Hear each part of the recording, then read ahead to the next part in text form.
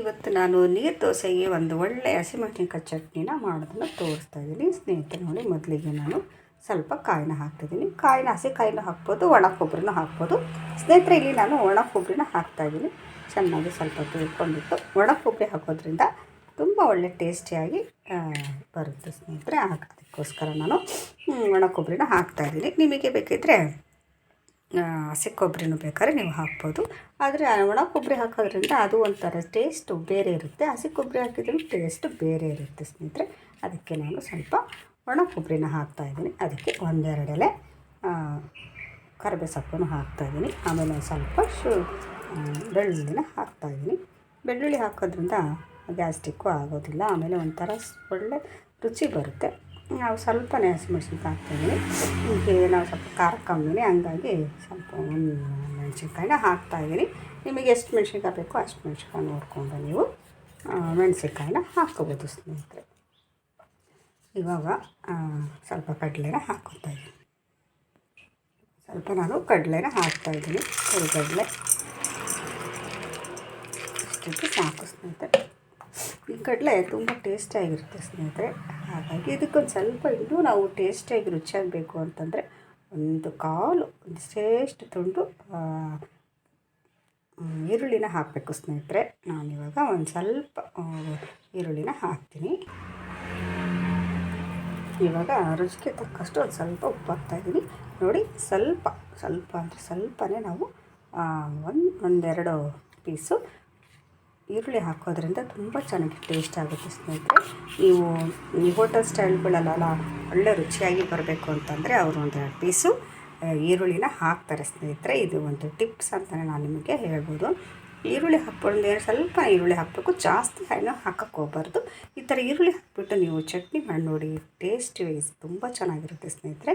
ಈಗ ನಾನು ಸ್ವಲ್ಪನೇ ಈರುಳ್ಳಿ ಹಾಕಿದ್ದೀನಿ. ಇವಾಗ ನಾನು ಮಿಕ್ಸಿ ಮಾಡ್ಕೊಂಡ್ಬಿಟ್ಟು ಬರ್ತೀನಿ ಸ್ನೇಹಿತರೆ. ನೋಡಿ, ಇವಾಗ ನಾನು ಮಿಕ್ಸಿ ಮಾಡ್ಕೊಂಬಂದಿದ್ದೀನಿ. ಇವಾಗ ನಮ್ಮ ಚಟ್ನಿ ರೆಡಿಯಾಗಿದೆ ಸ್ನೇಹಿತರೆ. ಸೂಪರಾಗಿ ಟೇಸ್ಟಿಯಾಗಿರೋಂಥ ಚಟ್ನಿ ಇವತ್ತು ನಮ್ಮ ಮನೇಲಿ ರೆಡಿಯಾಗಿದೆ. ಇದಕ್ಕೆ ನಾನು ಒಂದು ಸಣ್ಣ ಒಗ್ಗರಣೆನ ಕೊಟ್ಕೊಂಡ್ಬಿಟ್ಟು ಬರ್ತೀನಿ ಸ್ನೇಹಿತರೆ. ನೋಡಿರಿ, ಇವಾಗ ನಾನು ಬಾಣಲಿಗೆ ಇವಾಗ ನಾನು ಸ್ಟವ್ ಮೇಲೆ ಒಂದು ಸಣ್ಣದಾದ ಒಂದು ಬಾಣಲಿನ ಇಟ್ಟಿದ್ದೀನಿ ಒಗ್ಗರಣೆ ಹಾಕೋಕ್ಕೆ. ಇವಾಗ ಒಂದು ಸ್ವಲ್ಪ ಎಣ್ಣೆನ ಹಾಕ್ತೀನಿ. ಒಗ್ಗರಣೆಗೆ ಎಷ್ಟು ಬೇಕೋ ಅಷ್ಟು ಎಣ್ಣೆನ ನಾನಿವಾಗ ಒಗ್ಗರಣೆಗೆ ಹಾಕ್ತಾಯಿದ್ದೀನಿ ಸ್ನೇಹಿತರೆ. ಇದು ಸ್ವಲ್ಪ ಎಣ್ಣೆ ಚೆನ್ನಾಗಿ ಕಾಯಿ. ಎಣ್ಣೆ ಚೆನ್ನಾಗಿ ಕಾದರೆ ಸೂಪರಾಗಿ ಒಗ್ಗರಣೆ ರೆಡಿಯಾಗುತ್ತೆ. ಸ್ವಲ್ಪ ಹಸಿ ಎಣ್ಣೆ ಇದ್ದಾಗಲೇ ನಾವು ಸಾಸಿವೆನ ಹಾಕಬಾರ್ದು. ಒಂದು ಸ್ವಲ್ಪ ಚೆನ್ನಾಗಿ ಎಣ್ಣೆ ಕಾಯಿ ಸ್ನೇಹಿತರೆ. ಸಣ್ಣ ಉರಿಯಲ್ಲಿ ಇಟ್ಕೊಂಡಿರಬೇಕು.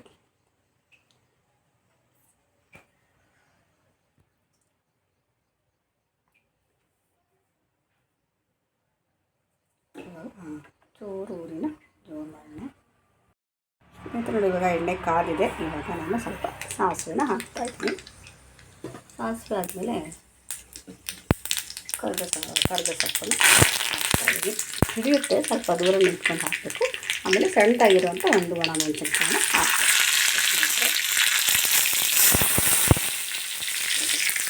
ಈ ಥರ ಚೆನ್ನಾಗಿ ಹೀಗೆ ಅಗಲಾಡಿಸಿದ್ರೆ ಸ್ವಲ್ಪ ಏನಾದರೂ ನೀರೇನಾದ್ರು ಬಿದ್ದಿದ್ರೆ ಈ ಥರ ಚಟಪಟ ಅಂತ ಆಗುತ್ತೆ. ಈ ಥರ ಚೆನ್ನಾಗಿ ಒಗ್ಗರಣೆ ಆದಮೇಲೆ ನಾವು ನಮ್ಮ ಚಟ್ನಿಗೆ ಹಾಕಬೇಕು. ಇವಾಗ ಗ್ಯಾಸ್ ಸ್ಟವ್ನ ಆಫ್ ಮಾಡ್ತಾಯಿದ್ದೀನಿ. ಚಟ್ನಿಗೆ ಇದನ್ನು ಹಾಕ್ತೀನಿ. ನೋಡಿ ಸ್ನೇಹಿತರೆ, ಚಟ್ನಿಗೆ ಒಗ್ಗರಣೆ ಕೊಡ್ತಾರೆ. ನೋಡಿ, ಸೂಪರಾಗಿರುವಂಥ ನಮ್ಮ ಹಸಿಮೆಣಸಿನ್ಕಾಯಿ ಚಟ್ನಿ ಇವತ್ತು ನೀರು ದೋಸೆಗೆ ರೆಡಿಯಾಗಿದೆ ಸ್ನೇಹಿತರೆ. ಸೂಪರಾಗಿ ಬಂದಿರುವಂಥ ಈ ಕಾಯಿ ಚಟ್ನಿನ ನಾನು ಯಾವ ರೀತಿ ಮಾಡ್ತೀನಿ ಅಂತ ನಿಮಗೆ ನಾನು ತೋರಿಸ್ಕೊಟ್ಟಿದ್ದೀನಿ. ಇದು ಸೇಮ್ ಹೋಟೆಲ್ ಸ್ಟೈಲಲ್ಲೂ ಇದೇ ರೀತಿಯೇ ಮಾಡ್ತಾರೆ. ಆದರೆ ಈರುಳ್ಳಿನ ಹಾಕೋದ್ರಿಂದ ತುಂಬ ಟೇಸ್ಟಿಯಾಗಿ ಬರುತ್ತೆ ಸ್ನೇಹಿತರೆ. ಅದಕ್ಕೆ ಒಂದು ಸ್ವಲ್ಪ ಸಣ್ಣ ತುಂಡು ಈರುಳ್ಳಿನ ಹಾಕಿಬಿಟ್ಟು ನಾವು ಮಿಕ್ಸಿ ಮಾಡೋದ್ರಿಂದ ಸೂಪರಾಗಿರುವಂಥ ಟೇಸ್ಟಿಯಾಗಿರೋಂಥ ಚಟ್ನಿ ರೆಡಿಯಾಗುತ್ತೆ ಸ್ನೇಹಿತರೆ. ನೋಡಿದ್ರಲ್ಲ, ಈ ನೀರು ದೋಸೆಗೆ ಆಗಿರ್ಬೋದು ಅಥವಾ ಮಾಮೂಲು ದೋಸೆಗಾದರೂ ನಾವು ಈ ಚಟ್ನಿನ, ಪಡ್ಡಿಗೆ ಎಲ್ಲದಕ್ಕೂ ಈ ಚಟ್ನಿನ ನಾವು ಆರಾಮಾಗಿ ತಿನ್ಬೋದು ಸ್ನೇಹಿತರೆ. ನೋಡಿ, ಈ ಚಟ್ನಿನ ನಾನು ಯಾವ ರೀತಿ ಮಾಡಿದ್ದೀನಿ ಅಂತ ನಿಮಗೆ ತೋರಿಸ್ಕೊಟ್ಟಿದ್ದೀನಿ ಸ್ನೇಹಿತರೆ. ಚಟ್ನಿ ನಿಮಗೆ ಇಷ್ಟ ಆದಲ್ಲಿ ದಯವಿಟ್ಟು ಸಪೋರ್ಟ್ ಮಾಡಿ, ಸಬ್ಸ್ಕ್ರೈಬ್ ಆಗೋದಂತೂ ಮರಿಬೇಡಿ ಸ್ನೇಹಿತರೆ. ಎಲ್ಲರಿಗೂ ಬಾಯ್, ನಮಸ್ಕಾರ.